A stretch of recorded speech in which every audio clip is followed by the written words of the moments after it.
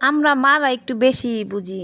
কেমন বুঝি? যেমন আজকে দেখেন আমার ছেলে গরুর গোশ আনছে, আনার পরে বলতেছে যে আম্মু একটু সুন্দর করে রান্না করো। আমি বললাম তাহলে কীভাবে রান্না করো সেটা তুই বলে দে। বলে মা যদি পারো তাহলে একটু কালা ভুনা করে দাও। আমি বললাম ঠিক আছে, যেহেতু আমার বাসায় আমার কালা ভুনার মশলা আছে আমি সেটাই দিব। পরে সব উপকরণ আমি ঠিকঠাকই দিলাম, দেওয়ার পরে ওই কালা ভুনার মশলা আমি তো আর দেখি না, আমি বুঝতেও পারি নাই।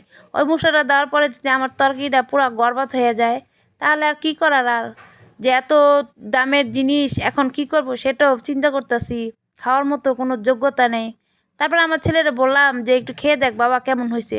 বলে মা তুমি কি এটা কালা ভুনা বানাইছো না অন্য কিছু? না লাল ভুনা। আমি বলি বাবা যেটা তুই বলো সেইটাই, এখন আর কি করার, ভুল তো আমারই হয়েছে।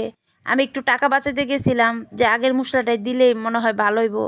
এখন বলে না আমরা মারা একটু বেশি বুঝি, এই কারণেই এই অবস্থা।